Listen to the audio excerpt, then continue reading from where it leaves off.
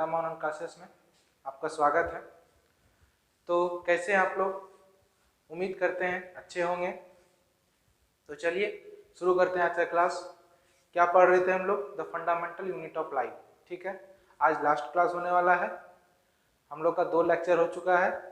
आप लोग जो नए आए हैं वो चैनल को सब्सक्राइब कर लें और नोटिफिकेशन बेल को ऑन कर लें, जो कि आप लोग को नोटिफिकेशन मिलता रहे। और जो लोग वीडियो को भी मिस किए हैं वो लोग 2 लेक्चर हुआ है, आप लोग जाकर देख सकते हैं। तो चलिए आज का स्टार्ट करते हैं video, the fundamental unit of life. आज हम लोग पढ़ेंगे, क्या क्या पढ़ेंगे पहले उसका ओवरव्यू लेते हैं, उसके बाद फिर हम लोग आगे का क्लास करते हैं। चलिए स्टार्ट करते हैं।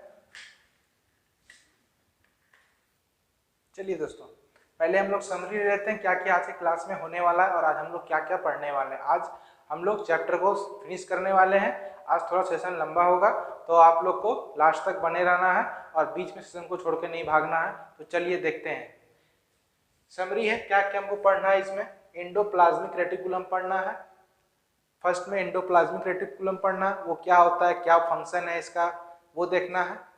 फिर गोल्गी एपरेटस क्या है वो देखना है, क्या इसका काम है, क्या होता है, कैसे इसको, किस चीज़ में इसका ये फंक्शन है या यूज है, या तो वो देखते हैं। फिर लाइजोजोम्स है। फिर फोर्थ में माइटोकॉन्ड्रिया है और प्लास्टिड्स और वैक्यूल्स है। ठीक है, तो ये हम लोग को आज के क्लास में रहने वाला है ये, और आज हम लोग इसको अच्छी तरह से जानेंगे और ये क्या होता है उसको देखेंगे। तो चलिए शुरू करते हैं। चलिए, एंडोप्लाज्मिक रेटिकुलम क्या होता है ये हम लोग जानते हैं। Endoplasmic reticulum short form ER, इसको हम लोग ER भी बोल सकते हैं, शॉर्ट फॉर्म होता है इसका। और एंडोप्लाज्मिक रेटिकुलम इसका फुल नेम हुआ। तो चलिए जानते हैं क्या होता है एंडोप्लाज्मिक रेटिकुलम। ये एक चैनल है, आप बोल सकते हैं एक माध्यम है कि किस चीज का, नेटवर्क फॉर ट्रांसपोर्ट, मतलब एक चीज को दूसरे जगह पहुंचाने का। तो आप लोग समझ सकते हैं कि यहाँ पे कुछ आप लोग को डिफ्रेंशिएट कर रहा है कि चैनल्स नेटवर्क फॉर ट्रांसपोर्ट, मतलब कुछ चीजों को वो ट्रांसपोर्ट के जरिए, मतलब आप लोग क्या बोलते हैं, एक जगह से दूसरे जगह कुछ पास करा सकते हैं आप लोग, ये हो सकता है। तो क्या होता है, ER मीन्स एंडोप्लाज्मिक रेटिकुलम। ये एक लार्ज नेटवर्क है, किसका, मेम्ब्रेन का, जो कि घिरा हुआ है, किससे घिरा हुआ है, ट्यूब से एंड शीट से। ये एक लार्ज नेटवर्क ऑफ मेम्ब्रेन है, large network of membrane endoplasmic reticulum, जो कि पूरा राउंड है, किससे घिरा हुआ, मतलब आप बोल सकते हैं ये घिरा हुआ है, ये तो किससे घिरा हुआ, ट्यूब्स और शीट से। और it looks like long tubules और राउंड ऑब्लॉन्ग गैस। यहाँ पे ट्यूबल्स का आप लोग को मीनिंग बताते हैं क्या होता है। ट्यूबल्स का मीनिंग होता है नलिकाओं, मतलब नली से हम क्या बोले, वहां पे बता रहा था कि ये एक नेटवर्क फॉर ट्रांसपोर्ट है, मतलब एक जगह से दूसरे जगह पे कुछ चीजों को पहुंचाने का है। तो हम यहाँ क्लियर किए क्या होता है एंडोप्लाज्मिक रेटिकुलम। ये लार्ज नेटवर्क ऑफ मेम्ब्रेन है, जो कि बाउंड है, किससे बाउंड है, ट्यूब्स एंड शीट्स से। ठीक, और ये जो है ये लॉन्ग ट्यूबल्स, मतलब बहुत बड़ी नलिकाओं के द्वारा मतलब दिखता है, बहुत बड़ा मतलब दिखता है नलिकाओं। ठीक, तो ये बोल सकते हैं आप लोग। और राउंड ऑब्लॉन्ग गैस, मतलब ये इस आपका स्ट्रक्चर हो गया, कैसा दिखता है एंडोप्लाज्मिक रेटिकुलम। आप लोग फिगर देख सकते हैं बुक में, वो हम यहाँ पे ड्रॉ नहीं कर सकते हैं, आप लोग फिगर देख लीजिए, NCERT बुक आइए और वहाँ पे निकालिए और वहाँ पे एंडोप्लाज्मिक रेटिकुलम का आप लोग फिगर वहाँ पे देखिए, और वहां से आप लोग को चल जाएगा पता कि इसका शेप कैसा होता है और साइज क्या है। ठीक है, अब देखिए इसका 2 टाइप्स होता है एंडोप्लाज्मिक रेटिकुलम का। कौन सा, RER और SER।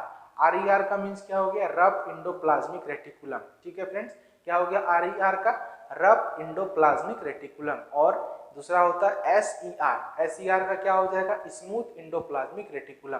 क्या होगा, स्मूथ एंडोप्लाज्मिक रेटिकुलम। तो चलिए फिर से एक बार हम लोग देख लेते हैं क्या क्या पढ़े हम लोग। एंडोप्लाज्मिक रेटिकुलम क्या होता है, तो एंडोप्लाज्मिक जो रेटिकुलम है ये लार्ज नेटवर्क ऑफ मेम्ब्रेन है, जो कि बाउंड है किससे, ट्यूब्स एंड शीट से। इसका दिखता कैसा है, बड़ी नलिकाओं द्वारा, मतलब लॉन्ग ट्यूबल्स, और बोल सकते हैं आप लोग राउंड ऑब्लॉन्ग गैस। ठीक है, इसका टाइप्स कितना होता है, 2 तरह का टाइप्स है। कौन सा, RER और SER। RER stands for rough endoplasmic reticulum और SER stands for smooth endoplasmic reticulum. जल्दी से इसका स्क्रीनशॉट लीजिए, हम लोग आगे बढ़ेंगे। फिर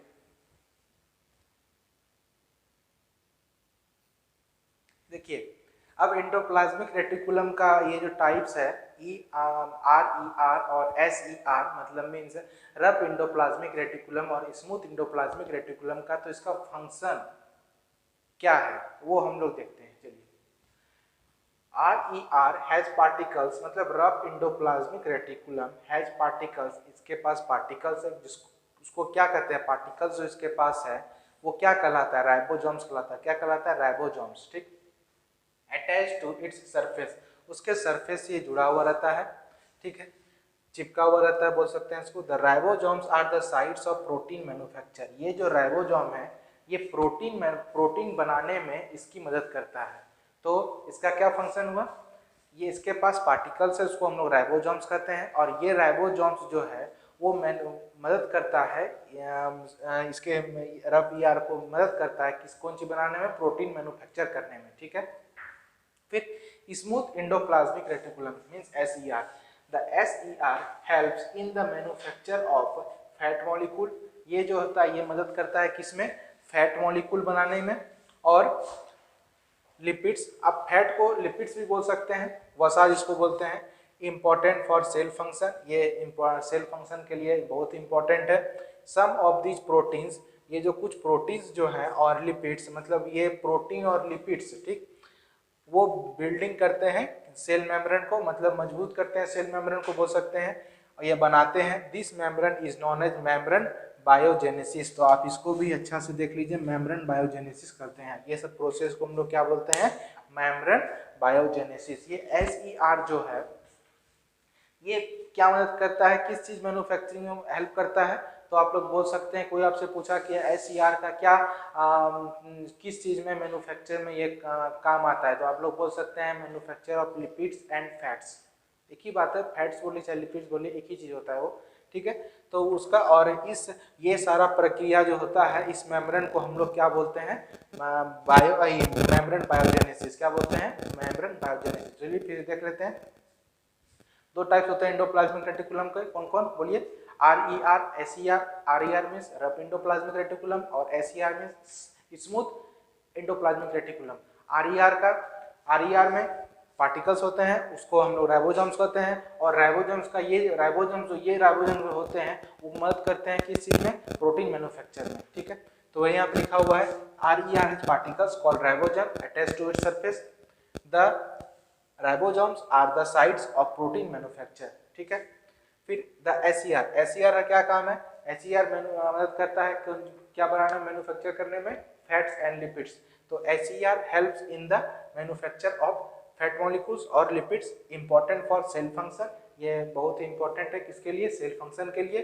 और सम ऑफ दिस प्रोटीन जो है और lipids help in building the cell membrane. ये जो प्रोटीन और लिपिड जो है ये बिल्ड करते हैं सेल मेम्ब्रेन को। ठीक है, मजबूत करते हैं सेल मेम्ब्रेन को या ज़्यादा बढ़ाते हैं मात्रा में सेल मेम्ब्रेन को। तो इस मेम्ब्रेन को हम लोग बोलते हैं, this membrane is known as membrane biogenesis. क्या बोलते हैं, मेम्ब्रेन बायोजेनेसिस। कोनो दिक्कत, ठीक है, चलिए आगे बढ़ते हैं। चलिए देख लीजिए, इसका स्क्रीनशॉट ले लीजिए। चलिए फ्रेंड्स, अब हम लोग जानेंगे गोल्गी एपरेटस। क्या होता है गोल्गी एपरेटस। गोल्गी एपरेटस का उसको एक और नाम से जाना जाता है पैकेजिंग। ये जो पैकेजिंग मटेरियल्स होता है ये गोल्गी एपरेटस कहलाता है। तो गोल्गी एपरेटस जानते हैं क्या होता है। चलिए, गोल्गी एपरेटस, इसको इसका अदर नाम भी है पैकेजिंग, आप शॉर्ट फॉर्म में इसको समझ सकते हैं। Golgi apparatus first described by Camillo Golgi. ये आप लोग को याद रखना है, कैमिलो गोल्गी, ये जो है लिखा है हम कैमिलो गोल्गी। इसको गोल्गी एपरेटस को किसने डिस्क्राइब किया था, कैमिलो गोल्गी। किसने किया था, कैमिलो गोल्गी। ठीक है friends, consist of a system of membrane, ये कंसिस्ट करता है सिस्टम ऑफ मेम्ब्रेन को। बाउंड वेसिकल्स मतलब वेसिकल से बाउंड रहता है, arrange approx parallel to each other. ये जो वेसिकल्स जो बाउंड रहता है, घिरा हुआ जो रहता है वो पैरेलल रहता है ईच अदर, मतलब एक दूसरे से वो पैरेलल रहता है। उसी को हम लोग स्टेक्स में रहता है और उसको हम लोग कहते हैं सिस्टम्स। तो गोल्गी एपरेटस क्या हुआ, गोल्गी एपरेटस को डिस्क्राइब किसने किया था? Camillo Golgi. ये बाउंड रहता है वेसिकल से और एक अरेंज वे में रहता है, जिसको हम लोग कह सकते हैं parallel to each other stick, और इसको इसी का ये एक नाम कहलाता है, क्या कहलाता है? सिस्टम्स। ठीक है, इसका स्क्रीनशॉट लीजिए। हम लोग अब इसका देखेंगे फंक्शन। फंक्शन क्या है गोल्गी एपरेटस का? अब फंक्शन देखते हैं। Its function include the storage, इसमें इंक्लूड है कौन सा? Storage, modification and package of products in vesicles. मतलब जो भी करेगा यहाँ पे वेसिकल्स में करेगा। क्या करेगा? स्टोरेज, मॉडिफिकेशन और package of products in vesicle. It is also involve in the formation of lysosomes. ये इसका इन्वॉल्वमेंट जरूरी है किसमें? लाइजोजोम्स में। ठीक है, तो देखिए इसका स्क्रीनशॉट लीजिए आप लोग। फिर हम लोग आप देखेंगे आगे लाइजोजोम्स क्या है। चलिए लाइजोजोम्स क्या होता है? लाइजोजोम्स को हम लोग दूसरे नाम से भी जानते हैं। क्या होता है? सुसाइड बैग्स कहते हैं इसको। और क्लीनिंगनेस ऑफ सेल। अब अगर आपसे कोई पूछा क्लीनिंगनेस ऑफ सेल क्या होता है, तो आप लोग फट से बोल सकते हैं क्या होता है? लाइजोजोम्स। सुसाइड बैग किसको बोलते हैं? तो लाइजोजोम्स। आंसर क्या होगा? लाइजोजोम्स। तो दो नाम से जाना जाता है लाइजोजोम, क्या क्या? सुसाइड बैग और क्लीनिंगनेस ऑफ सेल। ठीक है, सेल को साफ करने में मदद करता है, उसको हम लोग बोलते हैं लाइजोजोम्स। चलिए लाइजोजोम्स क्या होता है वो देखते हैं। Lysosomes are a kind of waste dispatch. ये एक तरह का वेस्ट होता है, वेस्ट मटेरियल होता है। And dispatch and disposal system of the cell. ये जो सेल जो जब बनता है तो वो जो वेस्ट मटेरियल निकालता है उसी को हम लोग कहते हैं लाइजोजोम्स होता है। ठीक है, ये lysosomes are a kind of waste dispatch and disposal system of the cell. Lysosome help to keep the cell clean. ये लाइजोजोम मदद करता है सेल क्लीन करने में। कैसे? By digesting any foreign material को डाइजेस्ट करके, as well as worn out cell organelles को, और सेल ऑर्गेनल्स को भी। ठीक है, तो अब हम लोग जानेंगे कि हम देख लिए लाइजोजोम्स क्या होता है और किस नाम से जाना जाता है और इसका कैसे क्या यूज है सेल में, क्या होता है बताइए। तो ये होता है लाइजोजोम जो होता है ये वेस्ट डिस्पैच है किसका? सेल का, और डिस्पोजल सिस्टम भी है सेल का, और ये मदद करता है सेल को क्लीन करने में। किस तरह? By digesting any foreign material as well as worn out cell organelles. ठीक है, तो अब हम सुसाइड बैग इसको क्यों कहते हैं लाइजोजोम्स को, ये भी क्वेश्चन बनता है कि why lysosomes are known as suicide bags. ठीक है, तो वो जानते हैं उसका आंसर हम लोग। तो क्या है? When the cell gets damage, जब सेल डैमेज हो जाता है, लाइजोजोम्स में burst and the enzymes digest their own cell. Lysosome जो है वो अपने आप को खत्म कर लेता है और एंजाइम जो है वो डाइजेस्ट कर लेता है, अपना ही सेल को डाइजेस्ट कर लेता है, इसलिए उसको हम लोग कहते हैं known as suicide bags lysosome. तो आप लोग आंसर दे सकते हैं कि why lysosomes are known as suicide bag. तो हम लोग क्या बोलेंगे कि when the cell get damage lysosomes में burst and the enzymes digest their own cells, so we known as lysosomes are called suicide bags of the cell। ठीक है, एक बार देख लेते हैं फिर से। लाइजोसोम दो नाम से जाने जाते हैं, किस नाम से? सुसाइड बैग और क्लीनिनेस ऑफ सेल। क्या होता है lysosome? Lysosomes are a kind of waste dispatch and disposal system of the cell. ठीक है, lysosomes help to keep the cell clean by digesting any foreign material as well as burn out cell organelles। ठीक है friends, while lysosomes are known as suicide bag, when the cell gets damaged, lysosomes may burst and the enzyme digest their own cells, so we call lysosomes are known as suicide bags of the cell। ठीक है, चलिए इसका screenshot ले लीजिए। आगे बढ़ते हम लोग जानेंगे माइटोकॉन्ड्रिया वो क्या होता है। चलिए अब देखते हैं माइटोकॉन्ड्रिया क्या होता है। वेरी वेरी इंपॉर्टेंट है माइटोकॉन्ड्रिया। इसको हम लोग कहते हैं power house of the cell.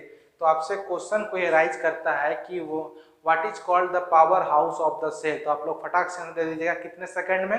With in 1 second में। कितने सेकंड में दीजिएगा? विद इन 1 सेकंड में। क्या बोलिएगा आंसर? माइटोकॉन्ड्रिया। ठीक है, क्या समझ रहे हैं? माइटोकॉन्ड्रिया इसका आंसर होगा। तो mitochondria is known as the power house of the cell. चलिए जानते हैं माइटोकॉन्ड्रिया क्या होता है। Mitochondria are known as the power house of the cell, इसका नाम हुआ, इसको जानते हैं हम लोग power house of the cell से।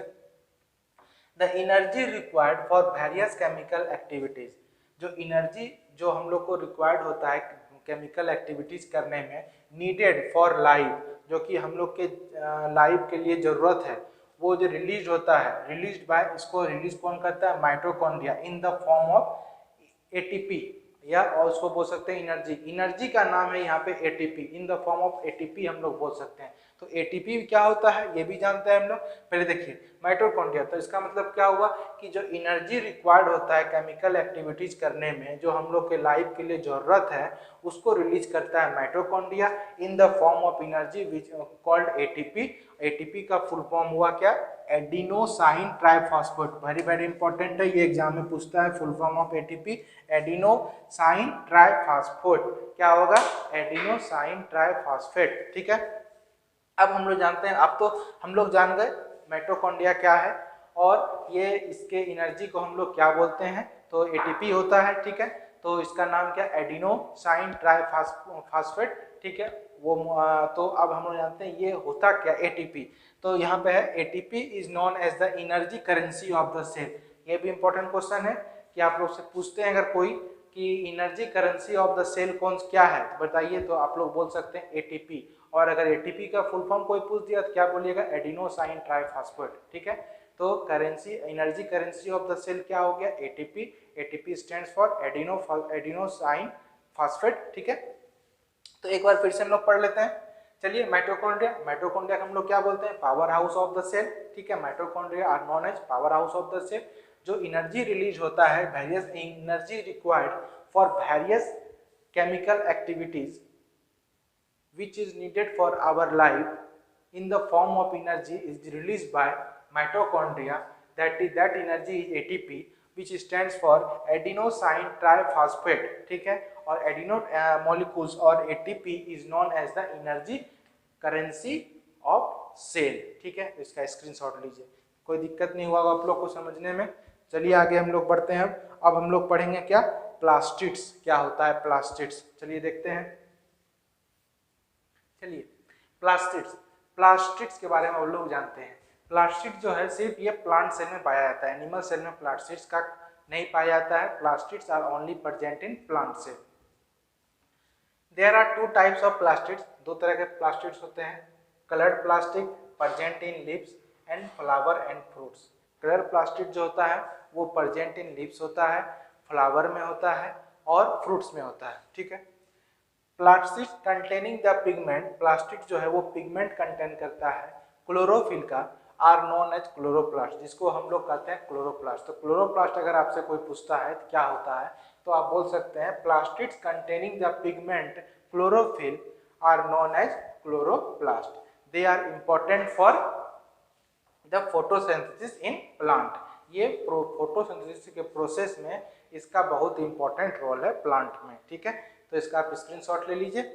अब हम लोग लास्ट है, क्या है लास्ट, वैक्यूल्स। वैक्यूल्स पढ़ेंगे हम लोग, तो चलिए देखते हैं वैक्यूल्स। चलिए वैक्यूल्स, वैक्यूल्स जानते हैं हम लोग क्या होता है। ये इसको अदर नाम से भी जाना जाता है, इसको कहते हैं स्टोरेज। ठीक है, स्टोरेज, क्या बोलेंगे इसको अनदर नाम से, storage. Another name vacuole is storage. ठीक है, vacuoles are storage sacs for solid liquid content. Vacuoles are small size in animal cell. ये जो है वैक्यूल, ये स्टोरेज सैक्स होता है किसका, सॉलिड का, सॉलिड और liquid content. Vacuoles are small size, इसका बहुत ही छोटा साइज होता है। ये एनिमल सेल में पाया जाता है, वाइल प्लांट सेल, और ये प्लांट सेल में पाया जाता है। लेकिन प्लांट सेल में इसका जो है वैक्यूल जो होता है वो बहुत ही बड़ा होता है और एनिमल सेल में वैक्यूल बहुत ही छोटा होता है। ठीक है फ्रेंड्स, तो आप लोग इसमें कोई क्वेश्चन आपसे पूछेगा कि वैक्यूल जो होता है सबसे बड़ा कहाँ होता है, तो आप लोग बोल सकते हैं प्लांट सेल में। तो उसका बोलेगा कि उसका कितना परसेंट होता है प्लांट सेल में वैक्यूल्स का साइज, तो आप लोग बता सकते हैं 50 to 90% सेल वॉल्यूम। ठीक है, क्या बोलिएगा, 50 to 90% सेल वॉल्यूम। तो वैक्यूल्स क्या होता है, ये एनिमल सेल में पाया जाता है और जबकि प्लांट सेल में पाया जाता है। लेकिन प्लांट सेल में ये लार्ज वैक्यूल्स होता है और एनिमल सेल में स्मॉल वैक्यूल्स होता है। प्लांट सेल में इसका क्या होता है सेल वॉल्यूम 50% to 90%। तो ये आप लोग को याद रखना है और ये आप स्क्रीनशॉट लीजिए। और अब हम लोग देखेंगे difference between eukaryotic and prokaryotic, ये देखेंगे हम लोग। उसके बाद फिर टॉपिक फिनिश हो जाएगा आप लोग का। चलिए देखते हैं। चलिए यूकैरियोटिक और प्रोकैरियोटिक में हम लोग डिफरेंस जानते हैं। क्या होता है डिफरेंस इस दोनों के बीच में, बहुत इंपॉर्टेंट क्वेश्चन है, एग्जाम में फिक्स से क्वेश्चन आना है। तो चलिए देखते हैं यूकैरियोटिक और प्रोकैरियोटिक। तो पहले हम लोग देखेंगे साइज से। यूकैरियोटिक का साइज जो होता है वो बहुत ही छोटा होता है, बहुत ही छोटा, और प्रोकैरियोटिक का जो होता है बहुत ही बड़ा होता है, मतलब very large comparison to eukaryotic.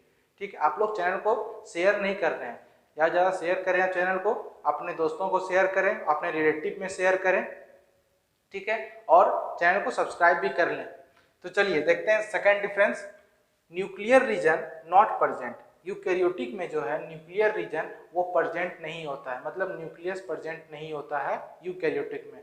और प्रोकैरियोटिक में nuclear region well defined and surrounded by nuclear membrane, मतलब यहाँ पे बहुत ही अच्छे तरीका का न्यूक्लियर रीजन पाया जाता है और वो न्यूक्लियर मेम्ब्रेन से घिरा हुआ रहता है। ठीक है, तो यहाँ पे हम लोग बोल सकते हैं nuclear region well defined and surrounded by nuclear membrane. Third difference single chromosome. इसमें जो यूकैरियोटिक में जो है सिंगल क्रोमोसोम प्रेजेंट होते हैं और प्रोकैरियोटिक में मोर देन 1 क्रोमोसोम्स होते हैं प्रेजेंट। तो सिंगल क्रोमोसोम कहाँ पर प्रेजेंट होते हैं यूकैरियोटिक में, और मोर देन 1 क्रोमोसोम तो प्रोकैरियोटिक में होते हैं। ठीक है, fourth difference membrane bound cell organelles absent, मतलब यहाँ पे जो सेल ऑर्गेनल्स होता है, ये जो मेम्ब्रेन बाउंड करते हैं सेल ऑर्गेनल्स को, वो यहाँ पे एब्सेंट रहते हैं, और प्रोकैरियोटिक में सेल ऑर्गेनल्स प्रेजेंट रहते हैं। तो हम लोग 4 डिफरेंस क्या देखे, साइज देखे, इसका बहुत ही स्मॉल साइज होता है, इसका बहुत ही लार्ज साइज होता है प्रोकैरियोटिक का, यूकैरियोटिक का स्मॉल साइज होता है, और न्यूक्लियर रीजन जो होता है इसमें प्रेजेंट है, नॉट प्रेजेंट एब्सेंट है, मतलब न्यूक्लियर रीजन, और इसमें न्यूक्लियर रीजन जो है वेल डिफाइंड और सराउंडेड बाय न्यूक्लियर मेम्ब्रेन है। यहाँ पे बहुत ही न्यूक्लियर मेम्ब्रेन, मतलब ये न्यूक्लियर रीजन यहाँ पे प्रेजेंट है, और यहाँ पे सिंगल क्रोमोसोम पाए जाते हैं यूकैरियोटिक में, और प्रोकैरियोटिक में मोर देन 1 क्रोमोसोम्स पाए जाते हैं। और फोर्थ डिफरेंस क्या है, मेम्ब्रेन बाउंड सेल ऑर्गेनल्स यहाँ पे एब्सेंट है, और यहाँ पे सेल ऑर्गेनल्स वही चीज यहाँ पे प्रेजेंट है। ठीक, तो हम लोग ये डिफरेंस देखे, तो इसका आप लोग स्क्रीनशॉट ले लीजिए। तो चलिए आज का ये जो टॉपिक था फंडामेंटल यूनिट ऑफ लाइफ, जिसको हम लोग सेल कहते हैं, सेल को अभी नाम से जाना था फंडामेंटल यूनिट ऑफ लाइफ, तो ये आप लोग देख लीजिए इसका डिफरेंस बिटवीन। और अब हम लोग पढ़ेंगे नेक्स्ट क्लास में अनदर टॉपिक, ये आप लोग का फिनिश हो गया टॉपिक। तो चलिए हम लोग मिलते हैं नेक्स्ट वीडियो में, तो चैनल को सब्सक्राइब कर लें और वीडियो को लाइक करना ना भूलें, और उसके बाद वीडियो को लास्ट तक देखें। तो ठीक है फ्रेंड, चलिए धन्यवाद।